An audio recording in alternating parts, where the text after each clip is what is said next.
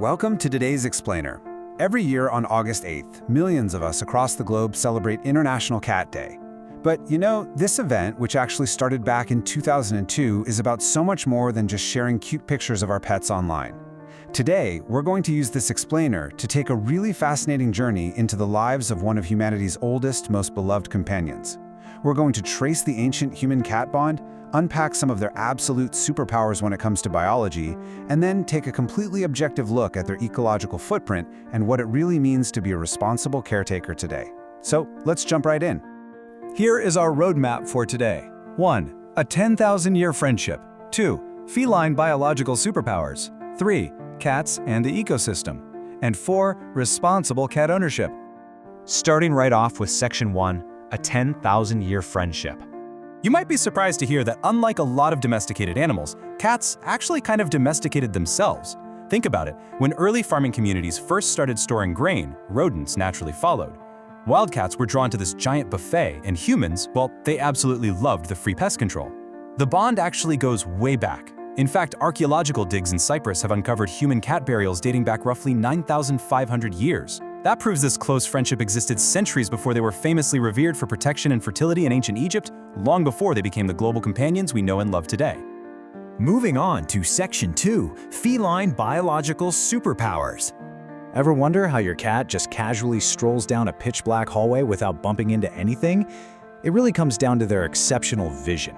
Sure, they have large pupils and a ton of rod photoreceptors, but the real secret weapon here is the tapetum lucidum.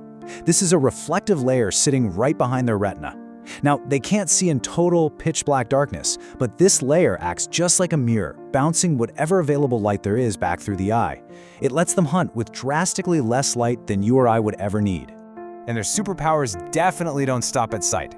A cat's hearing is literally off the charts. They can detect ultrasonic frequencies exceeding 60 kilohertz. To put that into perspective for a second, this lets them hear the high-pitched calls of tiny prey that are completely 100% undetectable to the human ear. Pair that with those independently rotating ears of theirs, and they can pinpoint exactly where a sound is coming from with radar-like precision. Next up, we have their whiskers, scientifically known as vibrissae. Let me tell you, these aren't just thick hairs on their face. They are highly advanced precision sensors wired directly into incredibly sensitive nerve endings. These sensors are vital for them. They help cats judge the exact width of a narrow space before trying to squeeze through. They help them navigate around furniture in the dark, and they can even detect super subtle changes in air currents. It's like they have built-in antennas. Now, let's talk about physical agility. A cat's skeleton is just an absolute marvel of evolutionary engineering. They've got highly flexible spines, really loose shoulder attachments, and insanely powerful hind limbs. All these adaptations give them the superpower to rapidly accelerate, climb, execute incredibly precise jumps, and of course achieve those famous safe landings. Because of this unique skeletal structure, many cats can effortlessly leap several times their own body height. No big deal, right?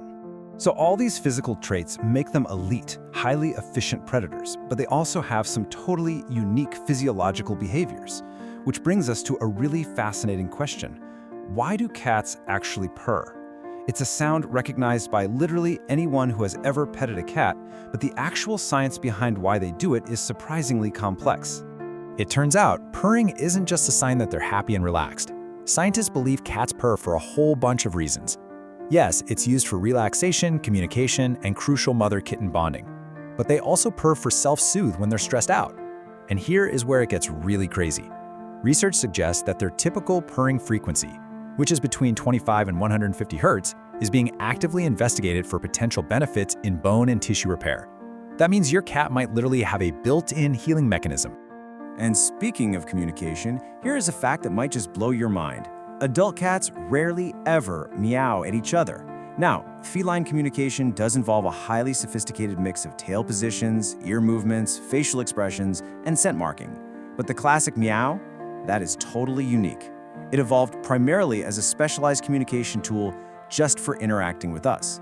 Basically, they figured out how to talk to humans. All right, let's zoom out a bit for Section 3, cats and the ecosystem. Because they have these amazing biological superpowers, they are incredibly successful as a species. Domestic cats currently live on every single continent except Antarctica, totaling hundreds of millions of animals worldwide. To wrap our heads around their impact, scientists classify this massive population based on human support. We have owned cats. They live with families and get full support. Then there are community or free-roaming cats, who live outdoors but get partial support, like people leaving food out. And finally, feral cats, who survive entirely independently without any human socialization or support at all. Now, having hundreds of millions of highly effective predators out there creates a really complex ecological dynamic. Historically, a cat's predatory skills were a huge asset. They controlled rats, mice, and agricultural pests around farms and on ships. But today, we're facing a modern challenge. Unmanaged, free-ranging outdoor cats pose a severe threat to modern biodiversity. Scientific studies clearly show they significantly affect populations of songbirds, small mammals, reptiles, and amphibians. And this dynamic is particularly devastating on islands, where native species evolved entirely without mammalian predators. But this brings us to a really vital perspective. As experts note, this does not mean cats are bad animals. Rather, they are highly effective predators placed into environments that did not evolve alongside them. I want to highlight this because this framing is absolutely essential. It lets us view the ecological issue objectively as a geographical mismatch. It completely removes moral judgment from the cat, who, let's be honest, is just doing exactly what evolution perfectly designed it to do, and places the responsibility of management squarely on our shoulders. Which leads us directly into our final section, Part 4, Responsible Cat Ownership. So, how do we handle this? Well, good cat care benefits the animals, the people, and the local ecosystems. Here are 4 super clear, actionable steps. Step 1, adopt instead of buying. There are millions of cats in shelters right now that need homes, and adopting relieves pressure on breeding systems. Step 2, spay and neuter. This prevents unwanted litters and tackles shelter overpopulation. Step 3, provide routine vet care, vaccines, dental checks, and a proper balanced diet, keeping in mind cats are obligate carnivores. And step 4, keep cats indoors or provide supervised outdoor access.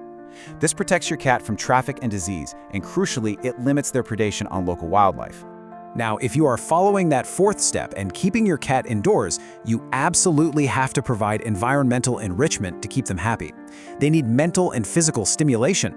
This means setting up climbing structures, scratching posts, and interactive toys that let them use those biological superpowers we talked about earlier. If you do want to give them some safe outdoor time, think about a catio, basically a screened-in outdoor space. Or you could even try harness walks. Doing this massively reduces behavioral problems while improving their overall welfare. But what about the community and feral cats? Well, communities can actively step up to improve feline welfare through programs like TNR, which stands for Trap, Neuter, Return. TNR is an initiative to compassionately manage free-roaming populations by humanely trapping them, sterilizing them, getting them vaccinated, and then returning them to their outdoor homes. Where it's supported by local policy, combining TNR with adoption programs is a highly successful way to align animal welfare with those big conservation goals. And you know, balancing the needs of our domestic pets with wildlife conservation actually has a much wider impact than you might think. Conserving these ecosystems ultimately protects countless species, and that includes the domestic cat's own wild relatives. The family Felidae includes around 40 living species. We're talking lions, pumas, snow leopards. Many of these wildcats are facing serious, severe habitat threats today. So by acting as responsible stewards for our local environments, we're actually supporting the broader mission of global wildlife conservation. So as we celebrate International Cat Day, and as we honor this incredible 10,000-year friendship with one of nature's most remarkable animals, we really have to ask ourselves, how will you help ensure cats, wildlife, and people coexist in greater harmony? Whether it's adopting from a local shelter, building an awesome catio, or just sharing some reliable information with a friend, every single one of us can contribute to a healthier, more balanced future. Thank you so much for joining me on this explainer, and we will see you next time.